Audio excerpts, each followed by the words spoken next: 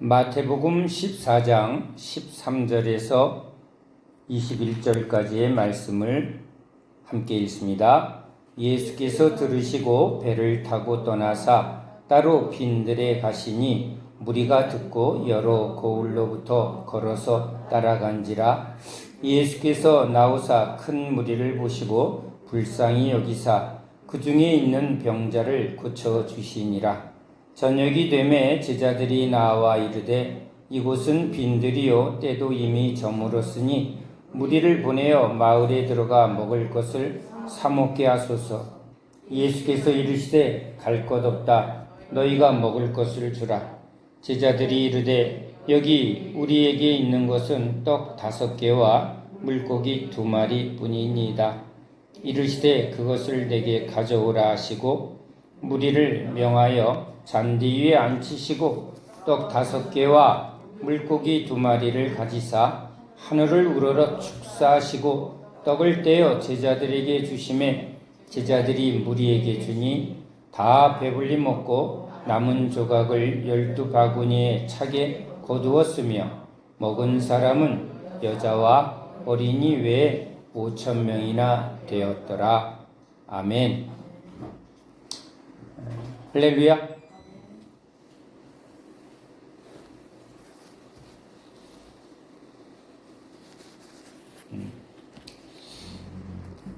우리는 하나님의 말씀을 읽으며 너무 명확한 진리를 하나 발견하게 됩니다.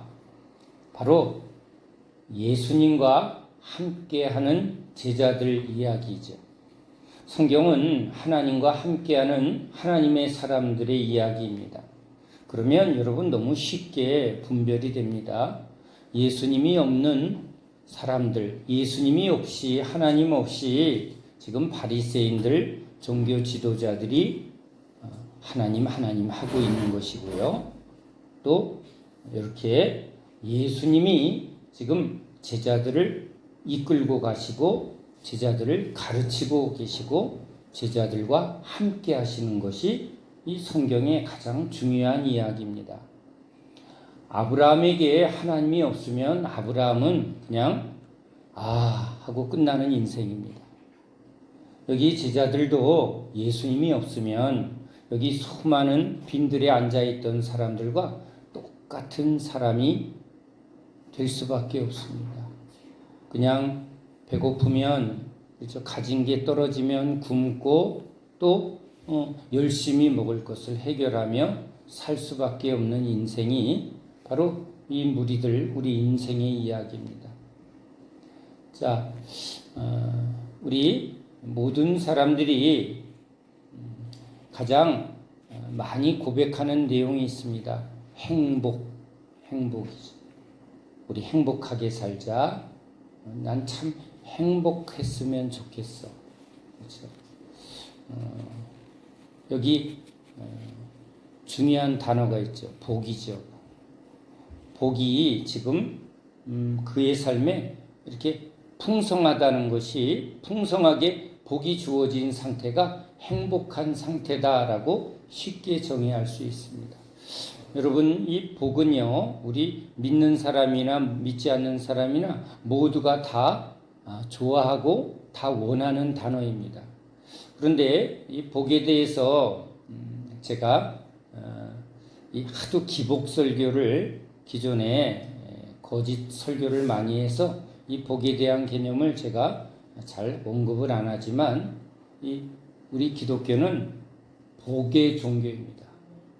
복받는 종교입니다. 축복받으라. 그렇죠? 축복을 받는 겁니다. 복받는 종교가 기독교 맞습니다. 그러니까 세상 사람들도 하나님을 안 믿어도 뭘 받길 원해요? 새해 복 많이 받으세요. 복을 많이 받길 원하는 거예요. 복을 많이 받길 원하는 이유가 뭘까요? 지금 있는 상태가 부족한 상태라는 거예요. 그렇죠? 부족한 상태. 여러분 제일 많이 복에 대해서 얘기할 때 우리 일반적으로 자녀들의 복입니다. 자녀들의 복. 자, 시편 128편을 보면요. 하나님께서도 이렇게 말합니다. 내 집 안방에 있는 내 아내는 결실한 포도나무 같으며 내 식탁에 둘러앉은 자식들은 어린 감람나무 같으리로다. 자, 여기 하나님께서 이 여호와를 경외하며 그의 길을 걷는 자마다 복이 있도다. 내가 내 손이 수고한 대로 먹을 것이라 내가 복되고 형통하리로다 하면서 첫 번째 복되고 형통한 상태에 대하여 여기 시편의 3절에 내 집에 내 아내와 내 식탁에 둘러와 있는 어린 자녀들, 그렇죠?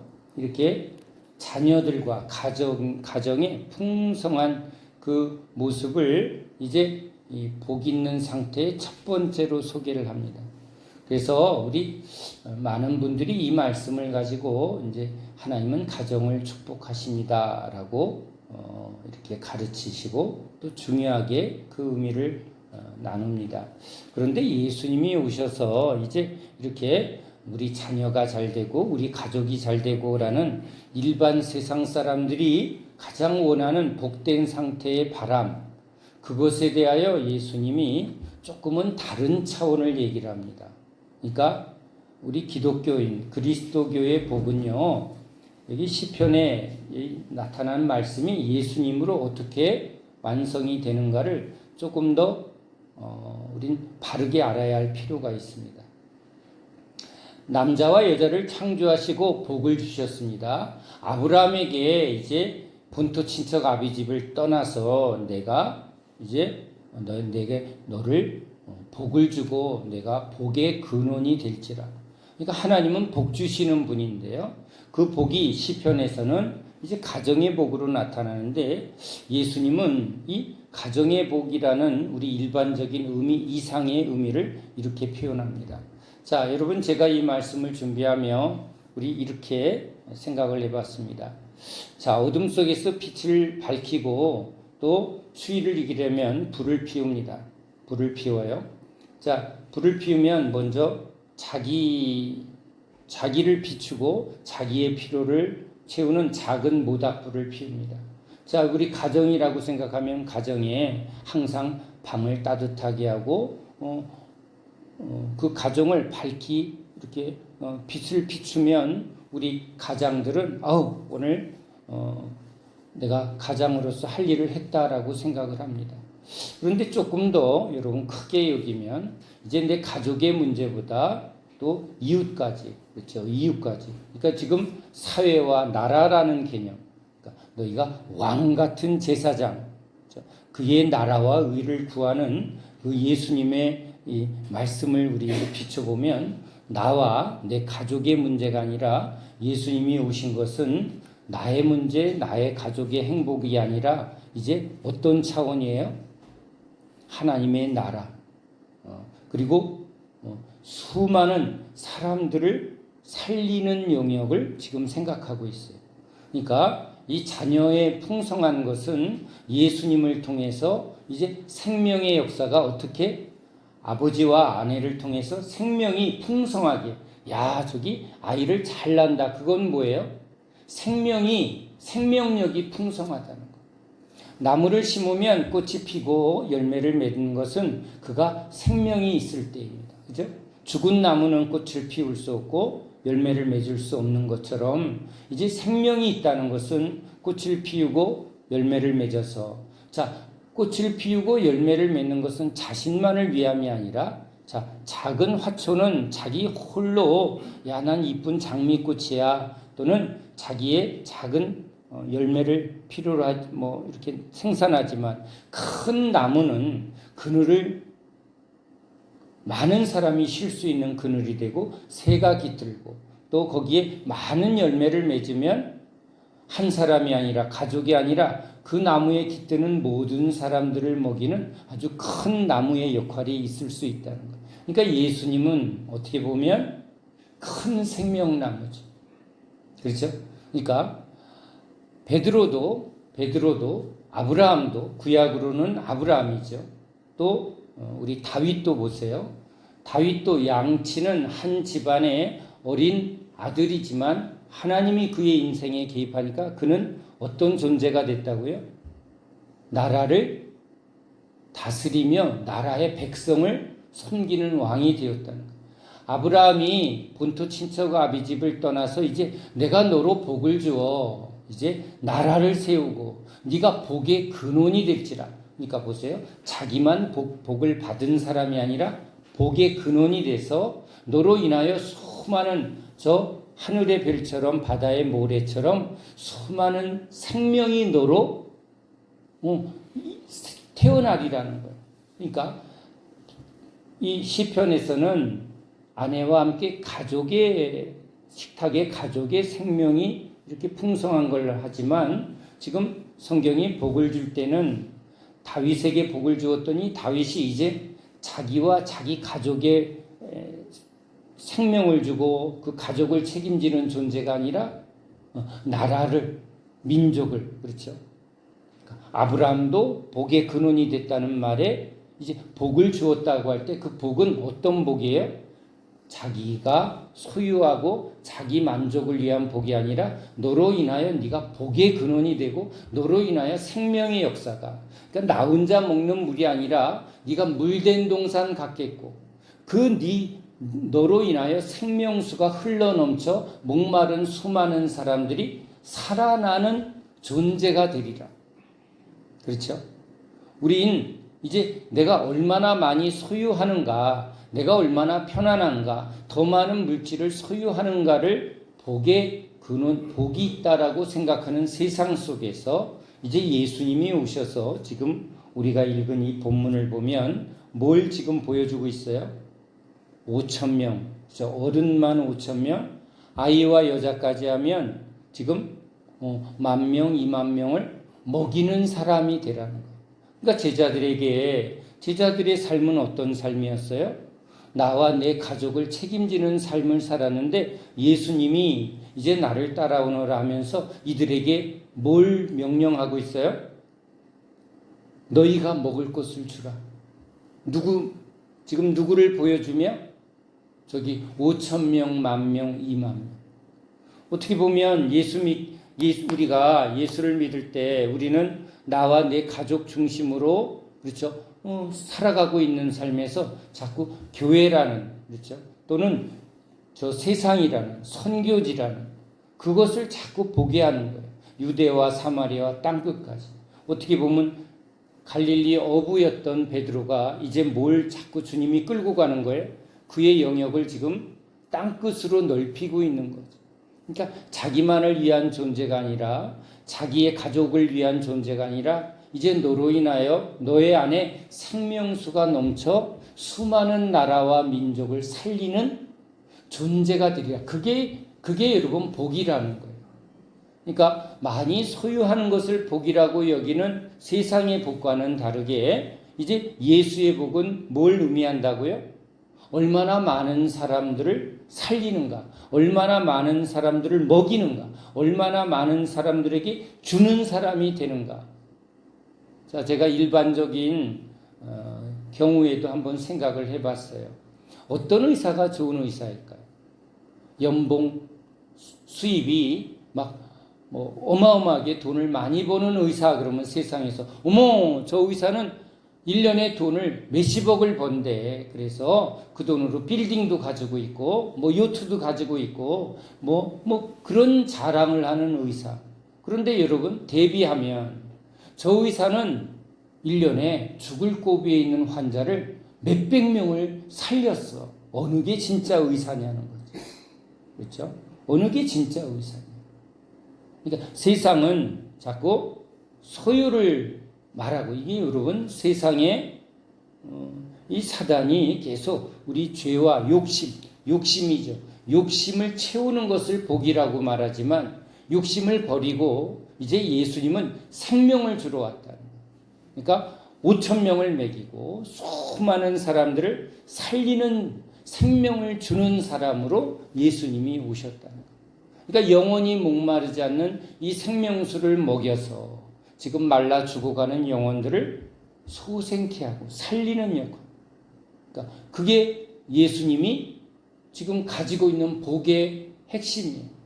그러니까 이 복이란 어떻게 보면 이 그 사람의 내면의 상태인데 우린 세상의 복은 이 외적인 상태가 얼마나 편안한가, 외적인 문제가 하나도 없는가. 그래서 그로 말미암아 외적인 것이 다 잘 풀려서 그 사람이 나 요즘 하는 일이 다 잘 풀려, 애들도 잘 건강하고 사업도 잘 돼, 뭐 이런 것을 지금 행복이라고 말하고 복이라고 말하지만, 지금 예수님은 주변에 일어나고 있는 일은 아주 사단의 시험도 있고 세상의 위협과 공격도 있고 때로는 제자들의 여러 불신과 어려움조차도 있지만 예수님의 내면의 상태는 어떤 상태죠? 그 어떤 것에도 요동하지 않는 상태. 그렇죠? 외적인 어떤 것에도 요동하지 않는 그 하나님의 평강, 반석의 상태. 이게 복의 상태라는 거예요. 그것은 바로 하나님으로 말미암아 지금 이 죄로 죽은 영혼들, 목마른 영혼들, 묶여있는 영혼들을 뭐 할 수 있는 능력? 구원할 수 있는 능력이 안에 충만한 상태가 이게 복이 있는 상태라는 거예요. 그러니까 지금 세상은 어떻게 보면 돈을 많이 소유했는가로 지금 복의 어떤 증거를 나타내려 하지만 지금 예수님이 이 복 있는 상태, 행복한 상태를 무엇으로 지금 말씀하려고 하냐면 이 제자들에게 네가 가진 것, 여기 가진 것으로 주라는 거예요. 아주 의도적이죠. 그러면 여전히 육적이고 인간적이고 세상적인 우리 제자들은 가진 것 하니까 뭐예요? 내가 돈이 얼마가 있나 하고 지금 그걸 계산하는 거예요. 그게 없으니까 뭐라 그래요? 저 사람들이 스스로 해결하게 하라는 거예요. 그래서 세상은요, 스스로 해결하지 않으면 남의 문제도 자기 문제도 해결할 수 없고 남의 문제도 해결할 수 없는 거예요. 자기의 죄의 문제도 해결할 수 없고 남의 죄의 문제도 해결할 수 없는 거예요. 자기의 목마름도 해결할 수 없기에 다른 사람의 목마름을 해결할 수 있는 능력이 없는 상태. 그러니까 가진 것이 무엇인가? 그런데 예수님은 지금 무엇을 가진 분이죠? 하나님과 함께하는 거예요. 하나님으로 내가 생명이요. 예수 안에는 하나님의 생명, 하나님의 성령으로 충만하시기 때문에 지금 뭘 할 수 있는 분이죠?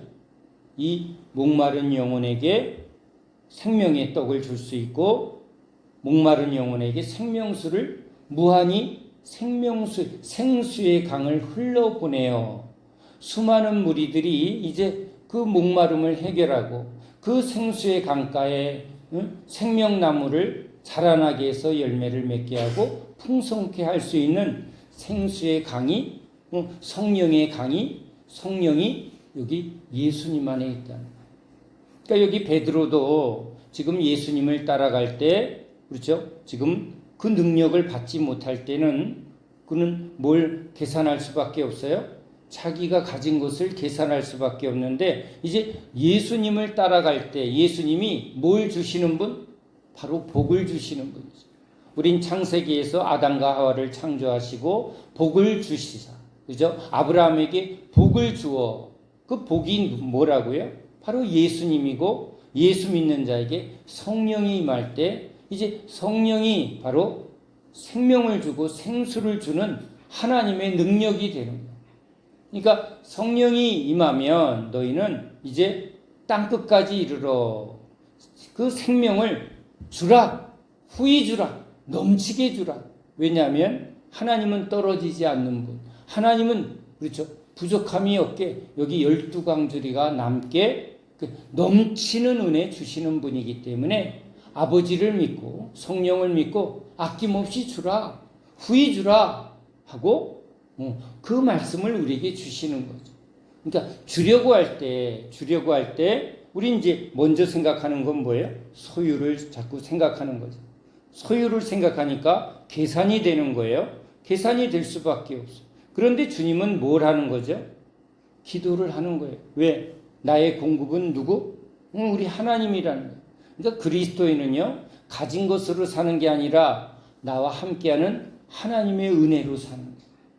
하나님의 은혜가 흐르지 않는 곳에서, 믿지 않는 곳에서는 주님은 아무 기적과 이적을 행하지 아니하시더라. 생명을 줄 수가 없는 거예요. 이건 믿음의 역사를 통해서, 믿음을 통해서만 하나님이 역사하는 거예요. 그러니까 지금 이것도 여러분, 우리도 믿음이 뭐예요?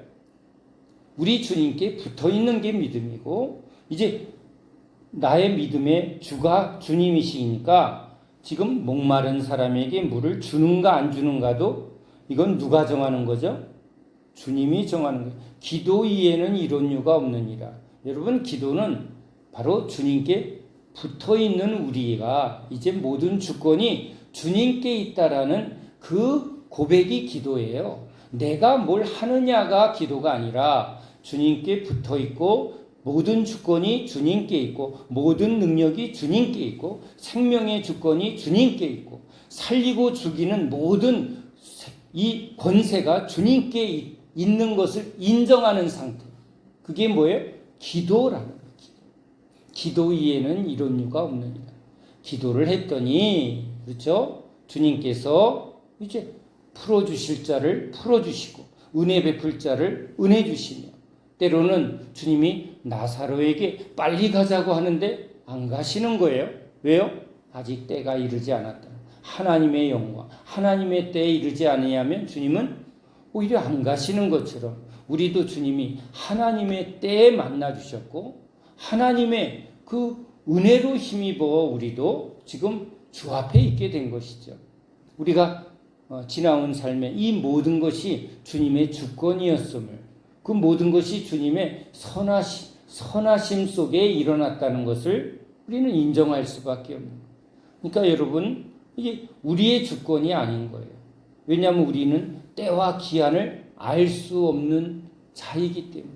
그러니까 우리는 철저히 자기 부인을 할 수밖에 없는 건 우리는 때도 모르겠고 기한도 모르는 거예요. 능력도 우리에게 있는 거예요.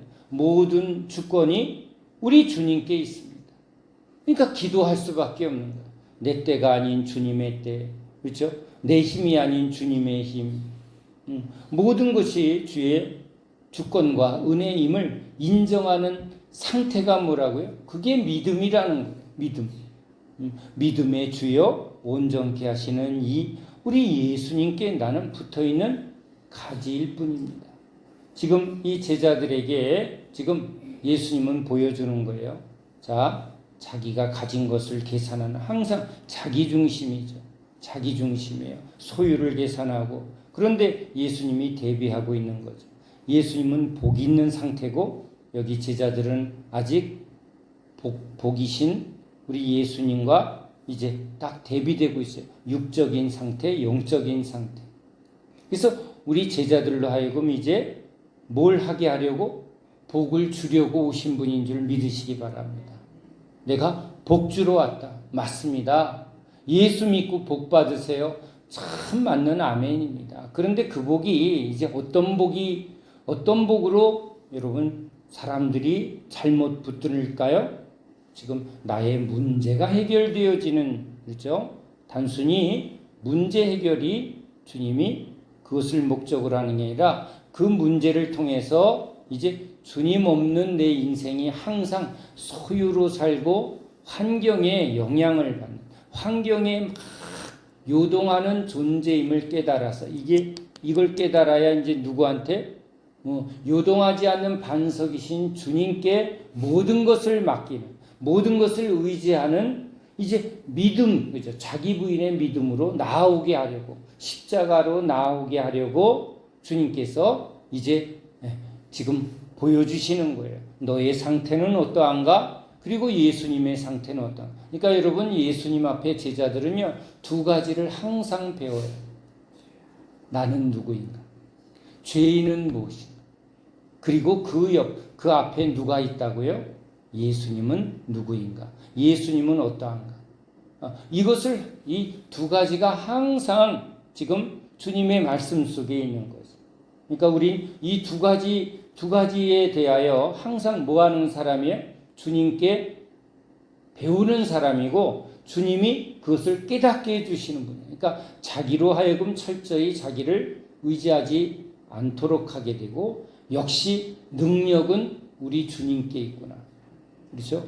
모든 구원의 능력이 우리 주님이시구나 하고 지금 주님을 바라보게 하고 주님을 의지하게 만드는 것이 바로 오늘 우리에게 주신 말씀이죠. 자, 우린 늘 우리 안에 이제 이 복에 대한 생각을 갖게 됩니다. 참 행복하길 원하고 복 받길 원하는데 이제 받는 개념에서 이제 주는 자로 오신 예수님, 그렇죠? 그러니까 주님이 자꾸 주라고 하실 때 우린 거기서 깨달아야죠. 줄 수 없는 자신을 발견하고 또 줄 수 있는 주님을 우리 안에 모실 때 이제 자유가 오는 거예요. 주님이 오셔야 자유가 오는 거예요. 주님이 일하셔야 자유가 오는 거예요. 자, 주님이 일하시니까 이제 여기 모든 무리들에게 뭐가 임해요? 하나님의 풍성함이 일어나는 거예요. 그러니까 다윗이 다윗된 이유는 뭐죠? 하나님이 역사할 때 그는 왕 같은 제사장 다 왔어요. 그런데 그가 하나님의 뜻을 붙들지 않고 자기를 붙들 땐 그는 누구 못지않은 죄인임을 드러냈다는 거예요. 그러니까 우리는요, 우리의 모든 이 삶 속에 이 죄가 드러나고 그 죄의 상태가 복이 없는 상태라는 걸, 그죠? 늘 소유에 붙들리고 환경에 무너지는 자임을 인정하게 되고, 이제 우리에게 오직 믿음이 되고, 오직 생명이 되고, 능력이 되시는 예수님을 이제 아는 것, 그죠? 아는 것. 여러분, 우리 문제가 이렇게 생기면요, 모르면 어떻게 해야 될지를, 그래서 그때부터 이제 두려움이 오는 거야. 이거 어떻게 하지? 왜 아는 게 영생이 될까요? 예수님이 답이라고 알면 우린 자기의 답 없는 상태를 부인하게 되는 거예요. 자기가 자기를 계속 붙드는 이유는요, 답을 모를 때예요. 자기 답이 옳다고 여길 때 계속 자기 생각을, 자기 옳은 생각을, 자기 방법을, 자기 습관을, 그걸 계속 반복하는 이유는 그것을 할 때마다 뭘 하는 거죠? 그게 내가 옳다고 여기는 거예요. 우린요, 이걸 삶에서 계속 반복하고 있어요. 이거 하면 안 되는데 하면서도 계속 반복하는 거예요. 예를 들면, 이걸 계속하면 내 몸이 뭔가 안 좋다, 병든다, 이거 뻔하게 드러나는데 계속 그걸 반복을 왜 할까요? 왜 할까요? 습관적으로 하는 경우가 있고요. 그 다음에는 뭐예요? 습관 속에 뭐가 있죠? 그동안 내가 익숙하게 해온 길을 계속 가고 있는 거예요. 그건 뭐죠? 그게 옳다고 여기는 내 안에, 그게 내가 계속 살아온 삶의 방식이고 그게 내가 옳다고 여겼던 길이기 때문에 계속 한다는 거예요. 그런데 이제 언제 그것을 못하게 되냐면 그 방법으로 인해서 병이 들고 고통이 들어서 그것을 더 할 수 있는 힘이 없을 때, 이제 쓰러졌을 때 멈추게 되는 거죠. 멈추게 되는 거예요. 내 방법을 못하게 되는 거예요. 자, 이제 여기 주님이 이제 그때, 우리가 할 수 없는 그때에 우린 주님께 이제 구원을 요청하는 거예요. 주님 도와주소서, 나를 구원하소서. 근데 주님을 찾기 전까지는요, 우리는요, 참 집요하게 뭘 붙들어요? 내 옳은 생각, 내가 하고 싶은 것을 계속 반복하고 있다는 거. 이 부분이요, 여러분, 지금 삶에서 이제 남은 잘 보니까 여러분 남을 한번 잘 보세요. 아이고, 저렇게 하면 계속 하면 어떤 일이 일어날까가 보여요, 안 보여요? 보여요. 근데 우리도 그래요. 자기도 그렇다는 거. 그래서 여기 우리 예수님이 제자들을 끌고 갈 때 이 제자들이 이제 자기의 끝을 보게 하는 거예요. 자기의 끝이 결과로 뭐가 되어질 때까지, 절망이 올 때까지, 포기가 되어질 때까지. 미련한 자는요, 꼭 절벽 끝까지 가요. 저 앞에 가면 이제 다 소용이 없으니까 미리, 그러니까 아는 게 뭐예요? 그걸 알 때, 이제 깨달을 때가 그거거든요. 근데 이제 떨어지고 나서야, 어머, 아이고 이거 나 망했구나. 아이고 나 이거 지금 큰 문제가 생겼구나. 근데 지금 주님은 이 말씀으로 미리미리 그것을 사실은 경고하고 있고 또 깨닫게 하고 있다는 거. 자, 그것이 어떻게 보면 신앙의 길이에요. 우리 주님이 제자들을 그냥 정답으로 딱 이렇게 하는 게 아니라 이 복음서를 보면 계속 반복하고 있어요. 우리도요, 학교에서 문제 하나 틀렸다고 그거 바로 이제 깨닫는 게 아니에요. 여러 번 그 문제를 내가 잘못된 방식으로 풀고 있는 것을 수정해서 이제 제대로 풀 때까지 뭐 하는 거죠? 그걸 고치려고 배우려고 할 때 그 문제가 이제 풀어지게 되는 거거든요. 근데 우리도 삶의 방식에 똑같은 문제가 생겨요. 복이 어디에 있다고요? 예수님이 역사를 해주셔야 되는데 지금 계속 자기 방식을 계속 사용하고 있을 땐 누가 일 안 하신다? 주님이 일하지 아니한다. 우린 여기 복음서에는 주님이 아주 즉각적으로 행하시는 것, 그렇죠? 주님이 즉각적으로 행하세요. 왜냐하면 지금 주님은 이 제자들과 함께 신속하게 예루살렘으로 지금 가야만 하기 때문에 그래요. 그런데 우리의 신앙은요, 주님이 평생에 걸쳐서 광야의 여정을 평생에 걸쳐서 왔다리 갔다리 하고 있다는 것을, 그게 여러분 제일 힘든 거예요. 우리가 깨닫고 뭐 할 때까지? 그것을 알 때까지. 그래서 그것을 내 안에 적용할 때까지. 그래서 그것을 이제 뭐예요? 내 안에서 이제 습관이 될 때까지 주님이 가르치시는 분이고, 그것을 계속 요구하는 분이죠. 나를 따라오너라. 따라온다는 말은 뭐예요? 주님의 방법에 대하여 순종해서 갈 때 따라가는 게 되는 거예요. 근데 안 하는 부분은 계속 돌고 도는 거죠. 거기는 성령의 역사가 있는 게 아니라 계속 나의 계산과 나의 방식이 계속 이루어지는, 그걸 여러분 우리 구약에서는 이제 가나안 7족에 대하여 전쟁을 할 때 어느 성은 이기는데 어느 성은, 여리고는 무너지는데 아이 성은 안 무너지는 거예요. 아이가 뭐예요? 나예요. 아멘이죠? 우리도요, 내 안에 아주 견고하게 무너지지 않는 내가 붙드는 아이성이 있다. 근데 그것에 대하여 항복하고, 그죠? 그 방법에 대해서 내가 적용하기까지. 우리 작은 예지만요, 우리 뭐 운동을 합시다, 흙밟기를 합시다, 뭘 이렇게 몸 관리를 합시다. 이 날마다 꾸준히 해야 그것이 내 몸에 그대로 돌아오게 되는데, 이게 적용을 안 하면, 그죠? 계속 내가 살아온 삶의 방식을 그대로 고수하면 그 문제는 전혀 변화가 일어나지 않아요. 여러분, 삶의 습관 하나 바꾸는 것도 얼마나 어려운지 모르겠어요. 근데 지금 주님은 이 말씀의 길로, 이 제자의 길로 지금 우리를 이끌어내는데 아주 중요한 거 우리는 기억을 해야 돼요. 주님의 방법이 쉬울까요? 우리 방법이 쉬울까요? 성경은요, 명확하게 말하고 있어요. 주님의 방법이 쉽다는 거예요. 내 멍에를 메면 오히려 쉽고 가벼우니라.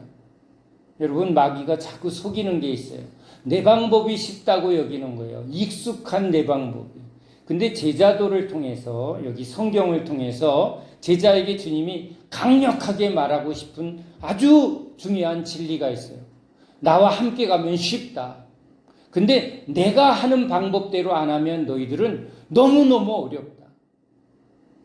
자, 여러분, 복이 뭐죠? 형통이 뭐예요? 내가 원하는 것이 어떻게 보면 이루어지는 거고, 내가 갖고 싶은 것이 가져지는 게 이게 복이고 이게 형통이라면 주님이 말씀하는 거예요.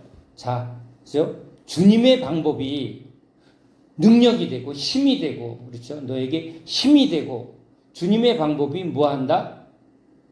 쉽게 이루어진다. 주님은 지금 쉽게 이 문제를 풀어내고 계세요. 뭘로요? 기도를 통해서. 하나님의 능력으로.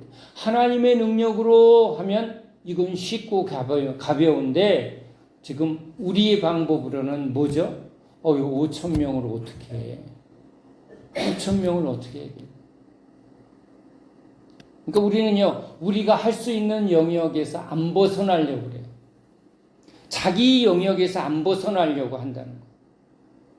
그러니까 주님은 이 자기의 영역을 떠나라고 하는 거예요.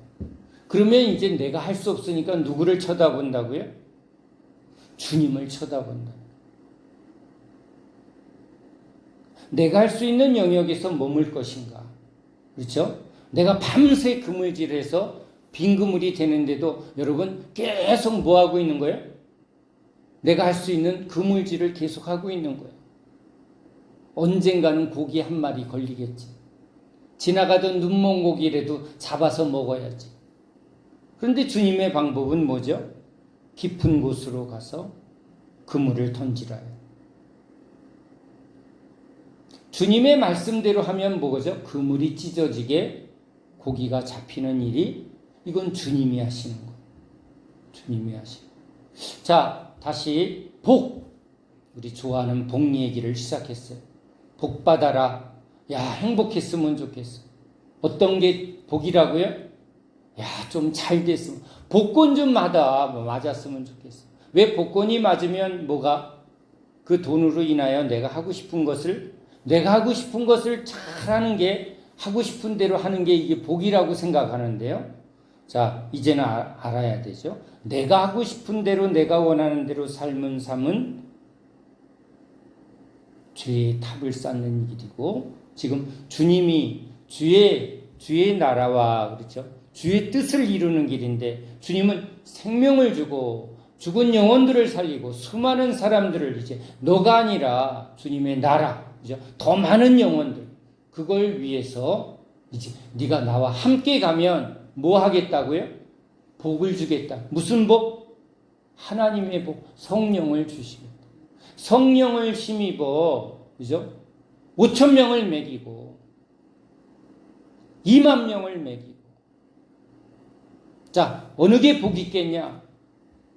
무엇을 바라느냐? 저한테 하시는 말씀이고 여러분들한테 하시는 거예요. 그러니까 어린 다윗이, 그렇죠? 그냥 형제들 틈에서 그냥 주어진 일을 열심히 했는데 그의 인생에 하나님이 개입하니까 어떻게 됐다고요? 이스라엘의 왕이 됐다는 거예요. 베드로가 어부가 돼서 고기 많이 잡아서 자기 가족 행복하게 하고 교회에 봉사하고 그 수준으로 살려고 했는데 지금 예수님이 베드로의 인생에 오니까 어떻게 됐다고요? 베드로가 수많은 사람들에게 생명을 3,000명이 회개하고, 그렇죠? 그가 가는 곳마다 성령의 역사가 일어난다. 자, 내가 생각하는 복과 하나님이 약속한 복의 세계가 어떠한가? 우리 제자들은요, 지금 예수님의 약속의 길로 따라오라는 거죠. 그 길은 오히려 쉽고 가볍다, 풍성하다, 넘친다. 일은 누가 하신다? 하나님이 하신다. 근데 그 일을 통해서 뭘 담으라고요? 5천 명, 1만 명. 사람들은 5천 명, 1만 명을 모아서 돈을 벌려고 하는데 여기 예수님은 5천 명, 1만 명을 생명을 주려고 부르신다.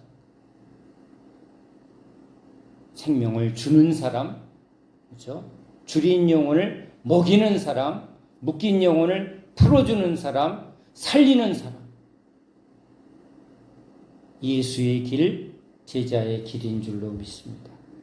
복 받아라. 복 받아라. 예? 복 받아라. 새해 복 많이 받으세요. 야, 복권 맞아라. 세상에서 계속 지금 복을 말하고 있는데 우리 예수님은 제자들에게 뭐예요? 5천 명을 먹이라. 1만 명을 먹이라. 땅끝까지 이르러. 더 많은 영혼들을 살리는 그 복된 생명의 길로 주님이 우리를 부르시는 줄로 믿습니다. 기도합니다. 하나님, 우리 예수님은 복을 주러 오셨습니다. 예수님이 복이시고 예수님이 제자들을 복된 상태로 생명을 주고 능력을 주어 그들로 5,000명을 먹이고 10,000명을 먹이며 죽은 영혼들을 살리는 생명을 주는 제자로 주님이 부르십니다.